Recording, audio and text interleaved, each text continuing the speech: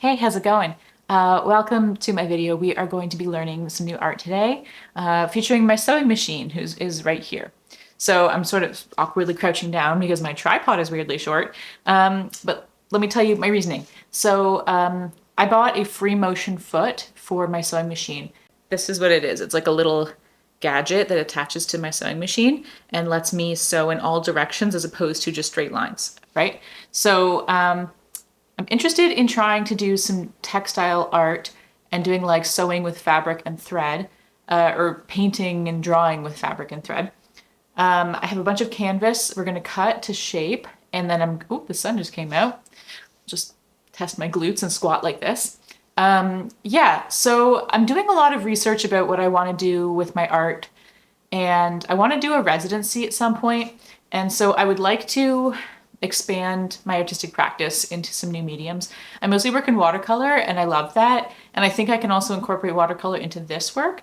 So today we're just gonna play around and have some fun and see what I can make and see what I think about drawing on the sewing machine. I've seen a few other artists do this. I've seen some gallery exhibits with some paintings, collagey like fabric and painting combos before. I really loved them. There's also a few people on Instagram I've seen do it. I don't remember. There's no one specific I'm thinking of, but I have seen this before. So we're just gonna try it out, and I hope that it becomes something cool that I can use to build my practice. I'll stop standing like this, and we're gonna go. First, I have to attach this to the machine.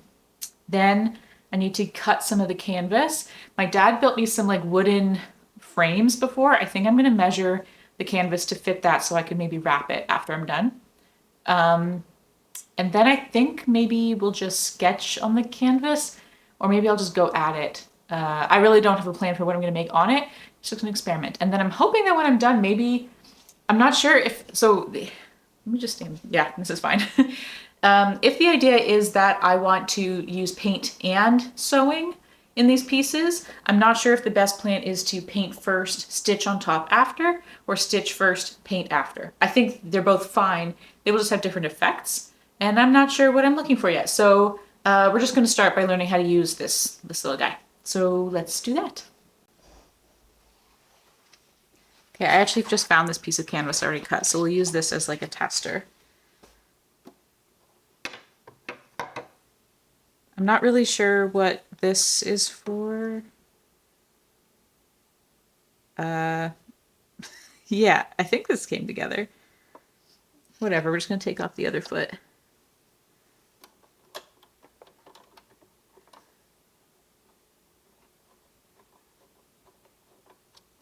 Okay. Okay, good news. I think it's completely fine. All right, well, that was simple. So in terms of my machine, this is a Singer. I don't remember the number, but it came out in like 2007, so it's not a recent machine. I inherited it from a family friend who passed away, so I'm very grateful and I love it very much. This is the foot that was attached. So normally, if you don't know anything about sewing, maybe this is interesting. This kind of presser foot kind of helps guide the fabric in a straight line. Like you can do curves and whatever. The foot that I just installed doesn't have this like flat part. It's just kind of, it just goes straight down. So I'm hoping, let me lower it. Yeah, it's just, the idea is that it'll help me, let me go in any direction as opposed to just back and forth ideally. So I've never used it before. I have black thread loaded in the machine, so that's good. It's all loaded in. So let's give it a go. Oh, I have two pieces. Okay.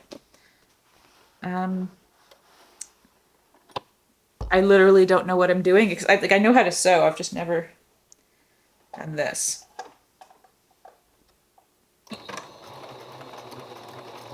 Oh wow, you really can just make it go any shape.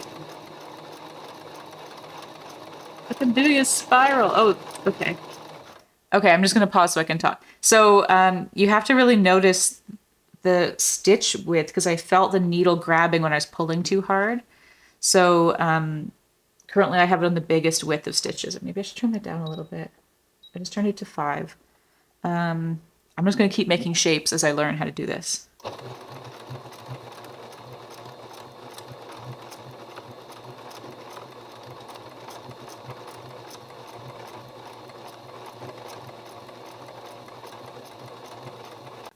So there's my spiral so far. I don't know if you can see that.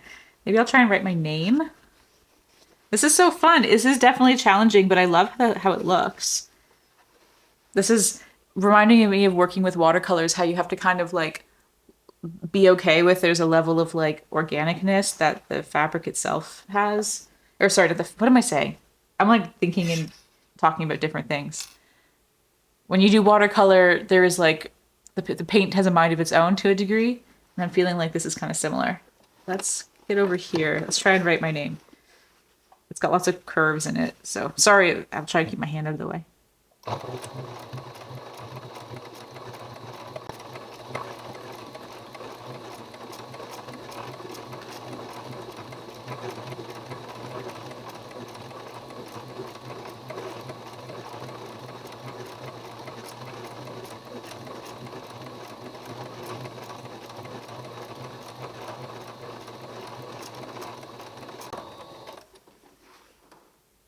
Oh, I did it. I spelled it right too. I thought I spelled it wrong for a second.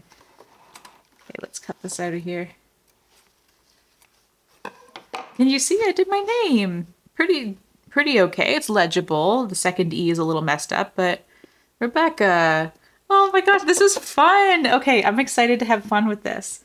Because, you know, my current project, if you've been watching my videos, is about pathways and footpaths and landscapes. So I'm really excited to make some paths in my work with this. Oh, how fun. Okay, I'm going to go use this other piece of canvas I have in one of those wooden frames and just use a pencil to mark out the size so that I can mount it when I'm done.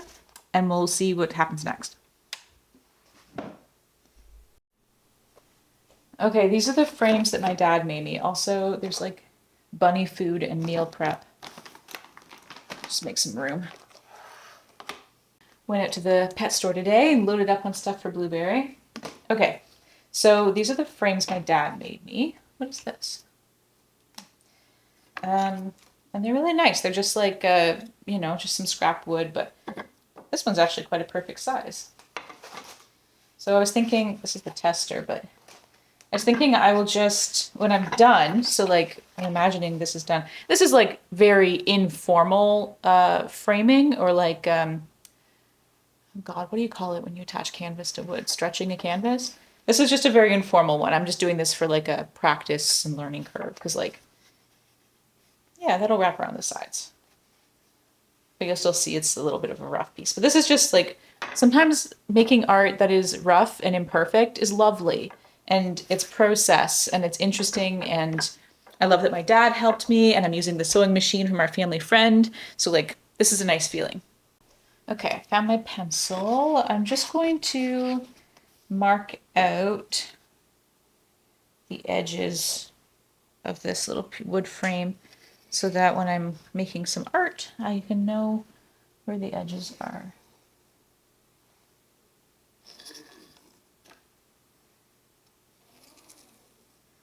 And I don't think I'll mark out the inner frame because I don't think it matters. Cool, so now I have my guidelines. Now what do I want to do on this? Do I want to paint first, or do I want to stitch first? And what color thread should I use? What do I want to do? I guess we could put some paint on here and just see how it behaves. This is cotton canvas. I don't remember the exact weight. I bought it at the fabric store to make tote bags out of, but then I was, you know, handling it and I'm like, I think this is actually meant for canvas. So if I was going to be stretching my own canvases, which I don't paint acrylic very often, or I don't paint oil at all, so I don't usually use canvases. If I was going to, you'd stretch it to the frame and then you would coat it with gesso and you like would treat it before you paint on it. And obviously I'm not going to do that today because I'm trying to use watercolor on it. I'm just wondering if it's worth splashing some paint on here. I will have to let it dry before I start stitching on it, which means that we may lose the daylight for this project. That's okay. You guys, you're not going to hold it against me if we're painting in the, or sewing in the dark, right? Oh, can I show you? I bought 2 pairs of socks today. Sorry, this is a complete tangent, but they're just so cute. This one has little sheeps and sheepdogs. Is that not the, and they're so stretchy and soft and lovely. Got them at Simon's. And I got this other pair that have these like flowers and rabbits and little bows. I'm just obsessed. These are just so beautiful to me. This is kind of, I've been drawing a lot of farm animals lately. Well, maybe I should do sheep on here. That would be really fun. Okay, so wait, is this a good angle to talk at? Okay, hopefully this is okay. Sorry, it's sort of a weird angle. We're hanging out in my kitchen, which is just where I find the counter space is the best place to work sometimes. So last time I was at an event, I was kind of killing time because it was a bit quiet near the end, and I made a big list of subjects I want to paint. And it ended up being a lot of like farm animals. I think I'm like a lot of my work is very country themed, but often it goes like genteel country, so like gardens and little woodland creatures. But I'm feeling like I want to do some farm stuff. Last night I did a sketch of a cow that was really cool, but I've been thinking about sheep a lot. I did one painting. Do I still have it? I think it's in this closet. Just a second, I'll get it. Just a sec. It was. I was trying to sell this, but it didn't sell, so that's okay. This is a painting that I did. I'm not sure if it's in focus. Of a view from a train in England. And it's a field with like hay being harvested. Sorry for the glare. It's in a, obviously got plastic glass in front of it. There's some little sheep here. And I've been thinking a lot about this idea of like little sheep dotting a green field. It's not like, we're not talking about like revolutionary imagery here, but I think I am working on like a body of work that symbolizes, I don't know, different elements of rural life, I guess. I don't really know how to put it, how to tie this one in because I'm just like having the thoughts right now. I'm usually good at articulating the meaning and context of my work once I'm finished and I've had some time to sit with it. But when the ideas are coming forward, sometimes I just have to like do it and then I'll find it later. So it would be really cool. What I'm picturing now is, so I wonder how I could block off color. I'm wondering if, so on paper, just a second, I got another thing to show you for context. So in my last video, I was painting this. This is just the background. I haven't done the detail on this painting yet, but I have all these little houses that I'm blocked off with masking tape or painter's tape and painted over. And when I peel the painter's tape off, they're white, so that's the resist. So I'm trying to think of how I can do something like this with the white resist, but on fabric, because I suspect, like I did a heavy wash of watercolor on this paper and it mostly worked with the resist. There's a couple little bit of blurry edges, but I think that's more, it's probably where I was holding the tape with my fingers. So it kind of didn't adhere as well, as opposed to when I typically do this, because it was so big, I was kind of fumbling it. When I normally do smaller pieces, I'm working with a little blade as opposed to scissors, so I don't touch the tape as much. Anyways, I'm getting away from my point. My point is that I'm wondering if I can do something like this on fabric to block off little blobs for the sheep, and then I could do like a white thread over to make the sheep, make them curly. I think that'd be so unbelievably cute. But I don't know if that would work on fabric because, as you can imagine, it will probably bleed because we're putting like watercolor on. I don't want to use a different medium. I just definitely want to use watercolor. It'll probably bleed, but I'm wondering, will the color bleed under the resist tape or whatever else I use? Probably, which means that I should test it on the scrap paper before I do this actual one. Okay, so that's good. That just tells me I need to practice first. I think I have everything I need on this counter, minus the meal prep containers and all the bunny food and the socks. So I'm just gonna take a beat and clean this off. And then this will be our good one. I'll use that scrap and we'll do a test sheep resist. Okay, perfect. Okay, we carved out a little bit of room. So here's my tools, water. There's some olive green watercolor paint on this lid. My tape, scissors, and then I'm gonna remove the good canvas so I don't forget. Oops, what's under there? A pencil. Okay, so I probably don't even need to cut like a sheep shape, right? Like I just need to cut like an oval out of the tape. Right, okay, I'm going to, just to try and minimize the amount my hand is touching the back of the tape, I'm gonna do the same technique I did for the other piece. This is wax paper. I'm just going to peel off some tape and put it on the wax paper and cut this, just because it like slightly makes it easier. So let's just do like an oval. It's roughly a sheep-shaped oval. And then just cut it out roughly. Get rid of this. Here, see my little sheep oval? It's on there. I'm not sure if I'll do like, you know, sometimes when you're illustrating sheep, you want to draw them like little cloud shapes with like puffy edges. But I don't think that that will translate the best. I think the puffiness will come through in the stitching. So this is where I'm trying to touch the back. Just get that wax paper off. I did this for like 50 little houses, so I know that sometimes they come easy. Okay, so, okay, there, I've got the backing off. I'm just going to stick it on, let's just try. There, no finger contact to the tape whatsoever. So perfect. Just gonna really flatten that down. Like I said, I'm not super hopeful that this will resist the color.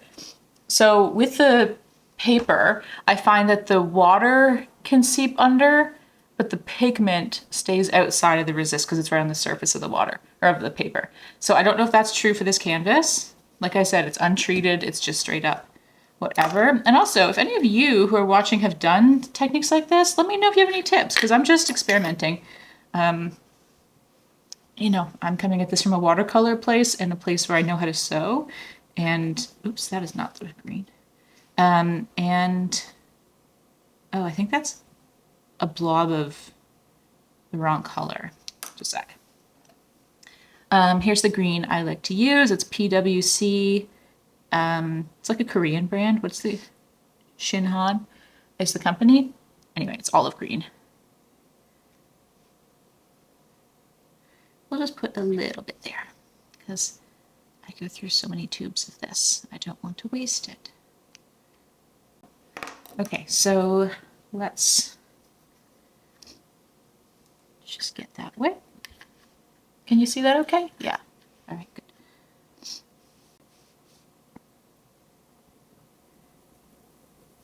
Cool, okay. So we've approached the tape resist. I'm not very hopeful about this, just so I'll tell you. If it comes up and there's like a perfectly canvas colored circle under this, then we're in business. This is exciting. But I expect it won't be, and probably the approach that I will do is that I will just sketch out in pencil the sheep shapes and I'll just paint on the canvas, you know, straight up, and I'll just avoid them, which I think will be pretty nice. You can see like, it looks pretty nice on the canvas, the watercolor. Like it, I'm getting some good tonality out of it. I don't always work with wet watercolors in that right out of the tube. I usually let them dry in pans, but it is fun to do something different.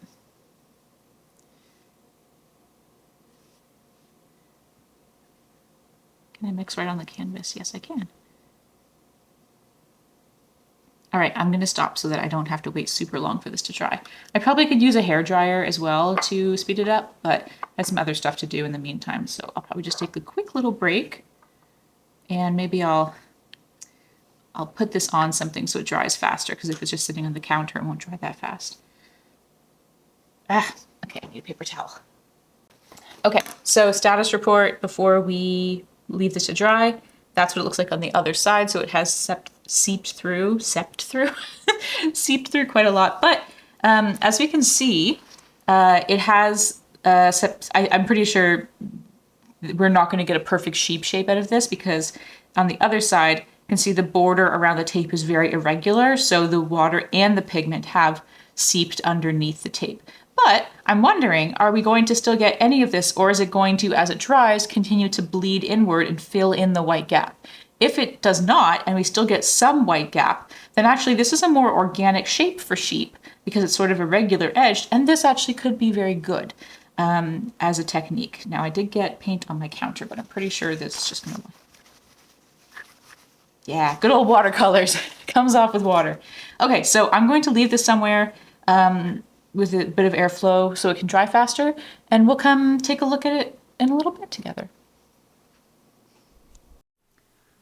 All right, we're back. It is mostly dry. I did put the hair dryer on it at the end just to kind of speed it up a little bit. But it's feeling pretty good. So what I like about the look is that obviously we get the variegated colors. So that's nice. The back still has pigment on it, so that's good to know. And I haven't peeled this off, so let's see. Is this in focus? Where's in focus? Well, we're just gonna hope it is. I don't have an autofocus on my camera. One day. Okay, all right, so this is very good that we did this test because this is not sheep worthy in my opinion. So we see it made, this could be interesting for other applications, right? So I think this is an interesting look. We have the color did bleed through, as you can see, not all the way. So we have some bare canvas, but it is like a lighter shade. I think this could be interesting for other types of pictures, but for this specifically where I wanted to make little sheep shapes, because on the back, that's a little bit deceptive. Like if it was this shape on the front, that would be perfectly fine. I think it's kind of like a lumpy little sheep, but I don't think I want to, because of this sort of, I mean, I'm imagining this is like an overhead view of a sheep, right? So this is its back. It sort of looks like it's like sitting on a weird crop circle or it wet itself or something. So I'm going to go in on the good canvas that I have. I'm going to sketch in the sheep I want to stitch, I guess, and I'm going to do that with pencil, and then I will paint around it with this green. And I really just like the way it looks. I think the variegated colors are really beautiful. It also has like a really nice feel in the hand. Obviously this isn't waterproof, but I don't make waterproof art, so that's perfectly fine. So let's just chill while I do some painting.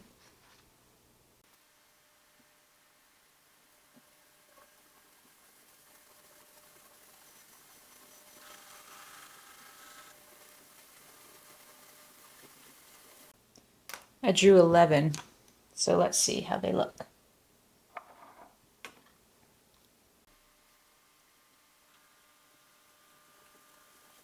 I think if I was doing a wax resist, that would be the way to do it, because wax would penetrate the fabric, and maybe that is something I will play with in the future. I just don't know how. It just feels like a level up from where I'm starting from. It also may have some impact of the stitching with the machine. Like, I don't want the wax to gum up my machine because I wouldn't be able to remove it easily, I don't think, from the fabric.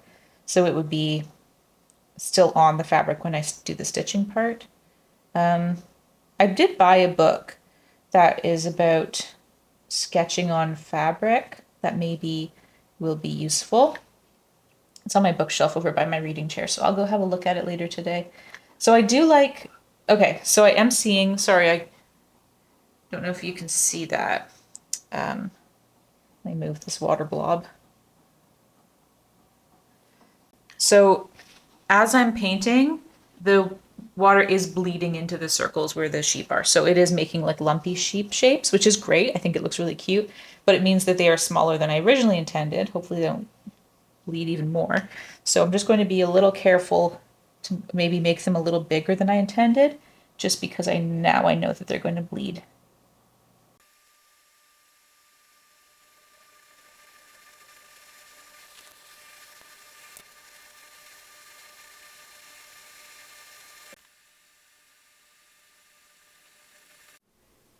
All right, all done the painting. I ended up putting a piece of parchment paper under it just to keep the pigment off the counter. It did wipe off, but you'd never be too sure. And this is what it looks like. So obviously we did have a lot of seeping of the water and the pigment, which is like a really fun learning curve. None of this is making me unhappy with the piece. Love how the green looks, very fun. I think it's a great base canvas to do some stitching on top of. So all of the sheep, let me see, I can make sure I show you properly. Yeah, you can see. So all of the little sheepies are different shapes. Some of them are really tiny and some are big, but I think if I'm just doing like lots of circles in white, this will be perfectly fine. I I think it could be really great, in fact. So I'm going to find some clothespins and hang this up to dry. I think that's fine. I'm wondering, I don't think it's damp enough that if I hang it, it'll seep in a particular direction, but you never know. I'm gonna figure out where to dry this. Actually, I have a cardboard box. Maybe that will be, it'll absorb some of the, yeah, okay. I'll come back to this later. It's almost dark out now, so we'll be stitching this in the dark, but that is okay. I'm thinking with the black thread on there, I might do like little sheep heads on all of them. I know not all sheep have black heads and black legs and white bodies, but cartoon sheep do. So anyways, that's what we're gonna do. Oh, and I did paint outside of that rectangle we drew, just because I wanted it to wrap around. But I didn't do all the way to the edge because I didn't need to. Okay, so it's mostly dry. Wait, which is the front? This is, I'm showing you the front. As you can see, it got a lot lighter once it was dry, which is normal for wet fabric and paint. And we still have our little blobs, so I'm gonna just give it a go with some white. Actually, I think I'll use the black thread first to try and make little heads on them, and then we'll try and do the white sheep. Yeah, that's the plan. Should I practice? No, I'm not gonna practice.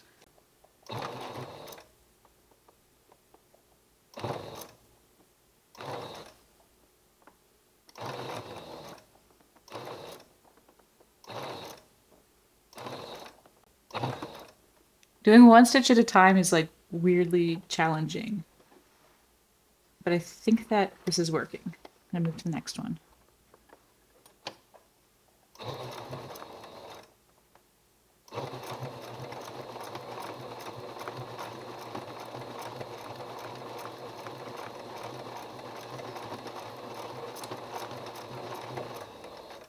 Okay, that time I did like a little circle around and around and around.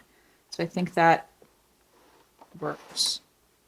I'm gonna cut the connecting threads when I'm done. You do just have to keep it moving. Like, you can't let it keep stitching in the same spot. It's just making extra thread.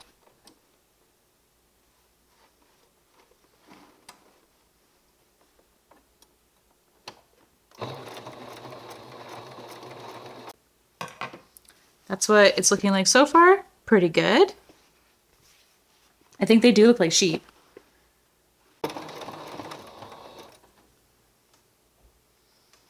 All right.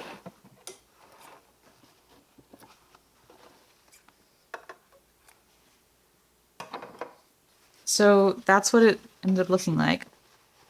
So I'm just going to cut all these little threads, but I think this is very successful. And then I'll change the thread in my machine as well.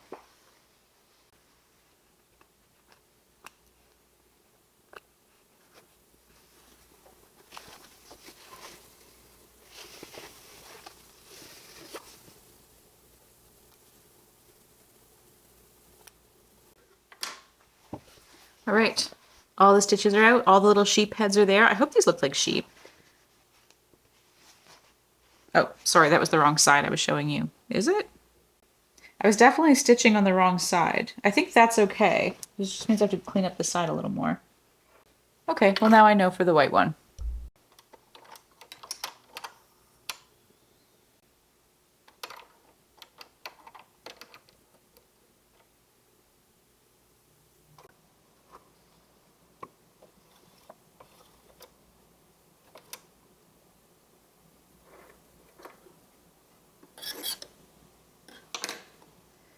There we go. I'll load it up.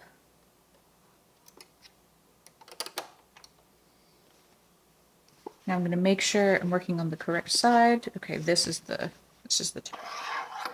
It's just slightly darker is all. I guess it doesn't really matter.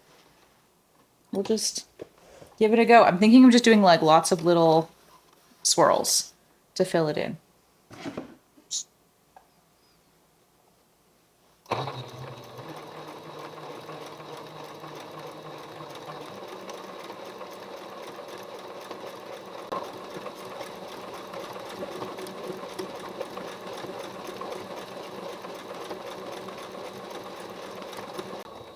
All right, I'm just pausing after doing this. So the white thread on the white canvas, at this point, it doesn't look like super high contrast to me. So this is why I'm feeling like it would take someone looking up really close to see the white, which is kind of a nice thing that like you do have to engage with this work close up. So I'm just going to continue going on this sheep, even though it's kind of like done, like I did a layer already. and maybe just like push more outside the boundaries just to add more like of a wooliness effect. Again, I'm still just figuring this out as I go.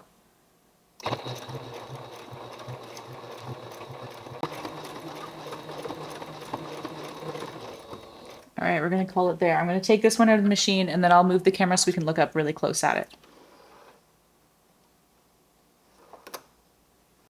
Yeah, there. Sorry if my voice is weird. I'm just behind the microphone.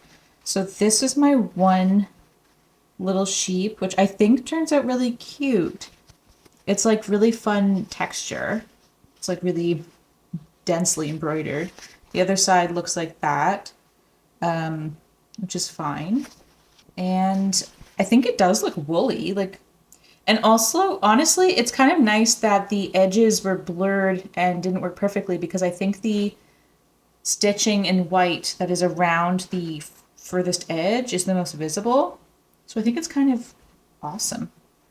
So I think I'm just gonna sit and do all of these sheep like this. I don't know if I should add little tails.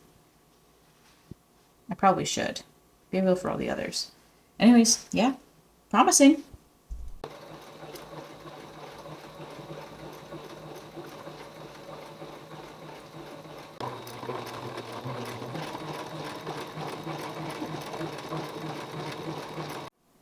All right, this is the finished sheepies. I think they look pretty cute.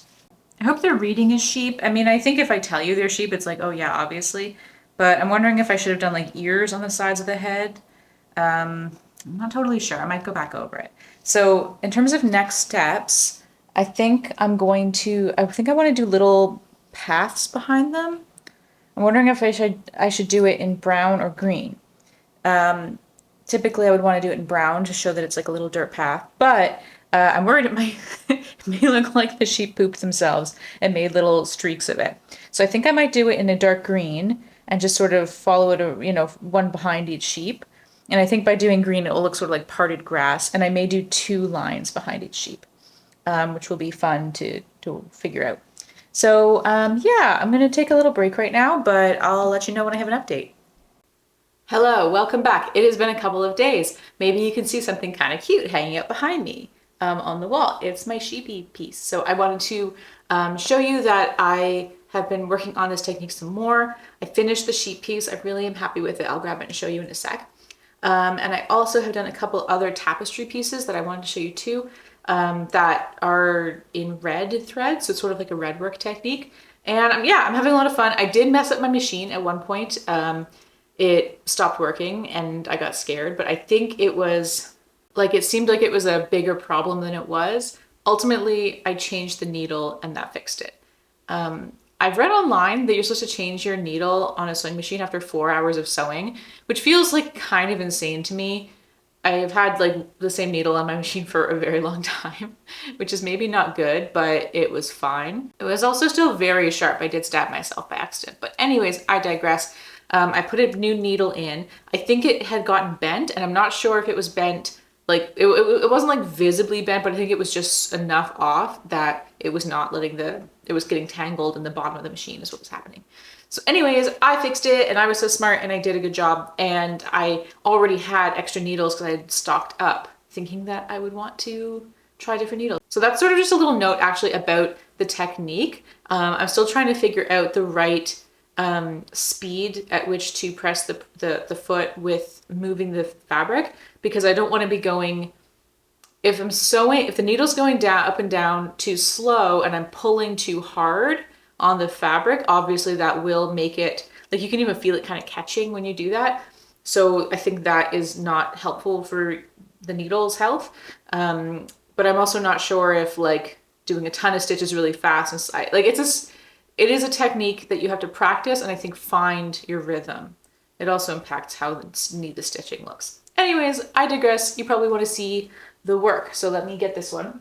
Okay, I'm going to do my best to have this in focus. I'm just going to, as I mentioned before, my camera doesn't autofocus. So hopefully this is clear. If not, I'll put some photos over top of this just so you can see it a little bit better. But here is the finished work. This is what the back looks like in case you're curious. So I didn't actually have any tiny tacks that are the right size for this. So I just used these push pins, like a flat thumbtack. and hammered them into the wood. I'm not selling this, like this is just for me. So I wasn't worried about how it kind of looks funny and colorful. Also, I didn't really make the canvas big enough for wrapping around. So that's sort of a note to myself to cut them a little bigger next time. I did put a wall hanger hardware on there. I just stocked up on a bunch of these from the art supply store. They have a framing section. Yeah, so that's the technical side of it. And I did like a nice gallery wrap on the corners. In terms of the front design, I ended up doing little green paths behind all of the sheep, which I think looks really cute. I think I maybe said this before, but I didn't want to do brown, even though it kind of was more logical as like a pathway, because I was afraid it would look like poop trails. So hopefully it doesn't look like that. And I did 2 for each sheep because I'm thinking they're bipedal, or not bipedal, they are not bipedal. They have 4 legs, so I thought 2 paths per sheep. I don't really know. I just liked how it looked. And then when I finished that, I realized that all of these sheep were kind of centered on this open area. So I decided to try a little bit of hand embroidery, and I did French knots in this kind of pinkish reddish thread. And I think it looks really cute because it's kind of, first of all, my French knots are not perfect, but I definitely was excited to learn the technique. So that was cool. I think they look pretty good as is. And I'm not sure what they're supposed to be exactly. I was thinking like little flowers in the field, but it is kind of weird they'd be in a cluster then. My mom said it looked like maybe someone had thrown a bucket of apples down. So I think it's just kind of up to your interpretation what the little sheepies are eating, but I think they're so cute. Really happy with this piece. I think it's very charming. And I'm happy that I'm going to keep it and keep it on my wall because I've had it there for a couple days now as I've been doing other projects, and I see it and it just makes me really smile. So that's this one. I'm going to go put it back. Now I have finished the other one. Let me find it. Oh, okay. I didn't properly finish it. So this is my second piece. It's not fully attached to the rod, so I just have some pins in there because I kind of didn't get around to finishing it. But so this is sort of like, sorry, this will be out of focus, but it's like a long tapestry type thing. I just wanted to try doing like a design with one color. I had borrowed a book from the library on red work embroidery, which is sort of, I think it's like a 1900s era trend, which was just doing stitching in red. I think it has something to do with the availability of red thread and like dye colors. Anyways, I just wanted to try that. So I wrote like a little, not like a poem, but just like a little line at the top. I did that with my second piece too. And when I came up with text for these pieces, I really didn't plan anything. I just sort of like, I don't know, let the words come to me, I guess. It was just sort of in the spirit of the project. So this one says, once upon a time, there was a house I left and it took a very long time for me to get back. And I guess lately I've been thinking a lot about getting in touch with creativity from like a pre-adolescent version of myself, which was before I kind of felt embarrassed about things that I was coming up with. Not that I'm having ideas that are embarrassing, but I just think there's like a sweetness to like the childhood imagination. So I've kind of been thinking about that, and that's loosely what this piece is about. So there's like a house, and then there's a little door, and there's lots of vines and windows down below. And there's this like open door at the bottom, and there's like one pathway that leads back to the door. So I think it's really cool and interesting. I like that I didn't, oh, there's like a rainbow on it right now. Oh, I can't really capture that. It's just like the golden hour right now. I didn't really finish the edges. I think it looks nice because it is just more like an art piece. So I'm not having to worry about finishing techniques. But I am doing a bigger one, so I'll show you that. It's not done, but I think it's really cool. So, okay, this one might be out of focus because I have to back up a little to show you. I'm really sorry about the focus thing. Like, I don't have a better solution because I'm just one person and my arms aren't long enough to hit the focus button on the camera. So you're just gonna have to bear with me. But this is my bigger one. So you can see there's like a hare wearing a fancy ruff. There's just like little feet. And it's got some words on it too. And the words it says are, run fast, run swiftly, and don't look back until you are safe. And I think I stopped here because I couldn't think of what else to do on this piece. Like I want to fill in the whole canvas. Let me back up here. I know I'm blurry. I'm so sorry. But I think I'm going to do 2 hands. I was going to like photograph my own hands to use as reference, kind of approaching from both sides, like a this around the rabbit, almost like someone's about to grab it. I don't know. I think I'm just remembering how much Blueberry hates being grabbed. She's not a hare, obviously, but yeah. And then I think I'll fill the rest with flowers. So I think there's something about like not domestication, but like there's like a captivity theme and yeah, like a domesticating theme where like the hare is wearing the ruff. And I think the flowers will also be sort of symbolizing like this like I don't know, delicacy. There's something that's under threat in this is what I'm getting at. And I think it's interesting. And I'm also hoping, I have a big collection of beads and pearls. So I'm hoping to do some embroidery on top of this with like texture and some sparkle. So that is it. We're losing the light. I'm sort of in the dark now. Thank you so much for joining me in this video. I know it's a little different in that we were just like learning how to do a skill together. It's a little off the cuff, but I hope it was fun. I'm loving this technique. Right now I'm working on some watercolor painting for the day, but I think this evening, once I'm done my painting and the light goes, then I will go and do some more embroidery, maybe on the bunny one or the hare. I did buy, sorry, I'll just grab this before I show you. I went to the fabric store and I picked up a couple more supplies. So I bought this air erasable marker to try doing with the embroideries. I'm a little skeptical. I've heard that like extreme hot or cold can bring back the color in this on a garment, but this is not a garment. This is like a piece of art. So, but it's got like purple or blue ink. I don't know. I'm nervous about using this is what I'm getting at, but it's supposed to start disappearing on its own within 1 to 4 days. And I also bought 2 other colors of thread. I got this darker, I thought this was a darker red actually when I got it, but now that I'm looking at it, it looks pretty similar. Hold on. Well, I'll get to, that's my own problem. I also bought this lavender one, which I'm really excited. I think the next tapestry I'll do will be in lavender as opposed to the red, but fun. I'm going to keep working at this. Thanks for being here. Letting me experiment. You watching my videos means that I earn money from YouTube. That means I can keep making art. So thank you so much. Mwah. I love you. I'll see you soon. Let me know if you've ever done this technique, by the way, or if you have any tips on how to be better at this. I would love to hear it. Okay.